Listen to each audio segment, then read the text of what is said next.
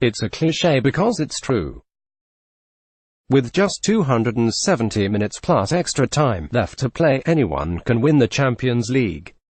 Liverpool were in the final just a year ago, and Barcelona were the last team not named Real Madrid to actually win it. Ajax and Tottenham looked like the long shots but have earned the places by taking down Borussia Dortmund, Real Madrid, Manchester City and Juventus in the past 2 rounds. Plus, thanks to the fact that the quarter-final and semi-final draws were made at the same time, one of them is already guaranteed to make the final. So let's take a look at why each team will and won't be lifting the Champions League trophy in Madrid come June 1st. Barcelona, Lionel Messi's Magicians 538.com SPI 93.3 chance of reaching final, 49% chance of winning, 34% semi-final opponent, Liverpool, first leg, Wednesday, May 1st, second leg, Tuesday, May 7th. Why they'll win. The last time Barcelona made it this far, they won the whole thing. In 2015, they'd successfully transitioned out of the tiki-taka era and seemed to have a clear succession plan in place. As Lionel Messi aged into his 30s and gradually declined, Neymar would just pick up the slack. Well, 4 years later, Neymar's gone, and once again watching the latter rounds of the Champions League from somewhere in Paris, and Barcelona might be more reliant on Messi than they ever have been. Messi could have retired last summer and laid claim to earning the best club soccer career we've ever seen. But instead, at age 31, he's putting the finishing touches on what might be his best year yet. Who's leading Europe in goals scored? Messi. Assists? Messi. Through balls? Messi. Take-ons? That's Eden Hazard, but Messi is second. Messi is the best player of all time because he's basically been the best scorer, creator, passer and dribbler on every field he's ever stepped on. Somehow in his 15th season, that's more true than it's ever been. Why they won't? How do I say this? Their defense. It sucks. It doesn't suck in the grand scheme of European soccer, but for a Champions League contender, it sure does. According to expected goals, which uses a variety of factors to put a historical conversion probability on every shot a team takes and concedes, Barcelona have a worse defense than 5 teams in La Liga alone.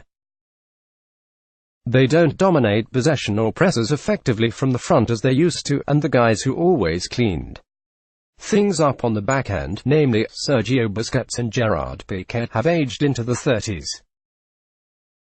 As such, rather than leveraging the entire team into an 11-man attacking machine, manager Ernesto Valverde has decided to take his foot off the gas and ask Messi to do everything. On the whole, it's worked out. They're 9 points ahead of second place in La Liga and are 3 games from a 5th Champions League trophy. But being so reliant on a single player, even if it's the single greatest player, exposes you to an injury, an off day or a particularly effective opposition game plan. With their Messi-centric approach, the current iteration of Barcelona basically function as a more talented, better coached version of Argentina. And yeah, you already know how that story goes. Liverpool, the complete package 538.com SPI 93.6 chance of reaching final, 51% chance of winning, 35% semi-final opponent, Barcelona, first leg, Wednesday, May 1st, second leg, Tuesday, May 7th. Why they'll win. Remember the helter-skelter Liverpool of the past few years. The one that could nearly blow a 5-0 lead against Roma, lose 4-1 to Tottenham, and concede 7 combined goals against Swansea and Bournemouth. That team is dead. Long live Simon Mignolet and Ragnar Klavan. With a slightly less manic, team-wide ball-chasing approach, and a rearguard that now includes arguably the world's best defender, Virgil van Dijk, and the world's best goalkeeper, Alisson, preventing goals has become Liverpool's strength. Based on the number of goals conceded in domestic play, 20 in 34 games, Jurgen Klopp brings the competition's best defense into the semi-finals. The results of knockout games between relatively even teams often have little to do with who dominates space or who creates the better chances. Games typically come down to individual moments, both mistakes and bits of brilliance. After losing last year's final thanks to a Gareth Bale bicycle kick and two outlandish errors by keeper Loris Karius, Liverpool know this better than anyone. The Van Dijk and Alisson all but eliminate the mistakes on the defensive end, which means any moment, if brilliance on the other side of the field is more likely to decide a game. Liverpool are the only semi-finalist with three players, Mohamed Salah, Roberto Firmino, and Sadio Mane, who have at least 18 combined goals and assists this season. They had those three players who could win a match last year too, but now they have the defense to allow them to do it. Why they won't? In short, they don't have Messi. It might seem like picking nits, but deeply flawed teams rarely make it this far in the Champions League.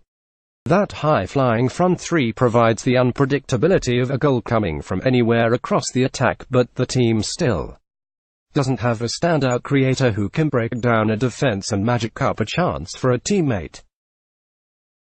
Klopp has famously said, "No playmaker in the world can be as good as a good counter-pressing situation," but Liverpool aren't quite pressing as aggressively as they have in the past. Plus, among Europe's top 5 leagues, not a single player in the Liverpool squad is in the top 50 of open play chances created per 90 minutes. The lack of a go-to creator hasn't really mattered just yet. They're here and they have the second best 34-game record in Premier League history. However, some of Liverpool's worst games this season, the scoreless home draw with City, the 1-0 road loss to Napoli, have come against teams who made a point of sticking a branch in the gears. Klopp's side take 15 shots per game, but they registered just 11 combined attempts over those two matches. Ajax, the underdogs who play like champions, 538.com SPI 83.4 chance of reaching final, 51% chance of winning, 16% semi-final. Opponent, Tottenham, first leg, Tuesday, April 30th, second leg, Wednesday, May 8th. Why they'll win? They know who they are. For whatever reason, most teams tend to shift into a slightly more conservative gear when they're away from home. See Barcelona and Manchester City combining for just 16 shots in the two road quarter-final matches. Not this team, though. Call it youthful naivete, call it the legacy of total football, or simply call it Hakim Ziyech has never met a shot he won't take. Whatever the reason, Ajax play the same way, no matter where they're.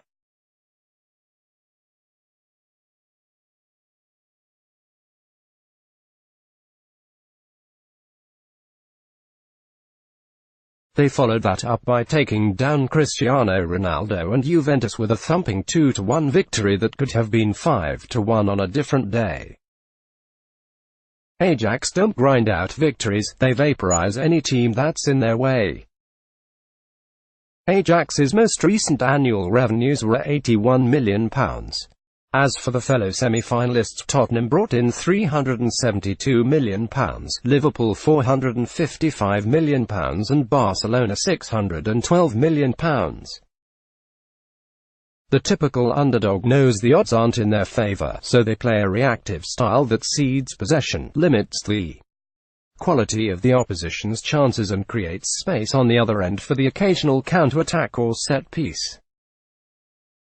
But for every Leicester City and Atletico Madrid, there are countless other teams who tried something similar, failed, and were swiftly swept into the dustbin of history. Play 1-4-2-3. Who has the edge between Tottenham and Ajax?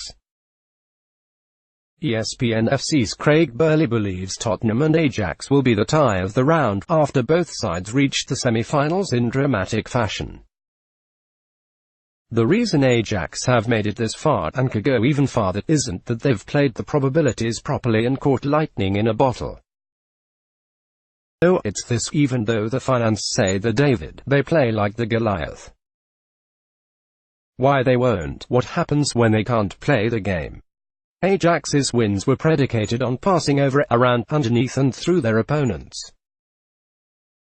At the best, they systematically create an overwhelming number of chances and enough of them go in.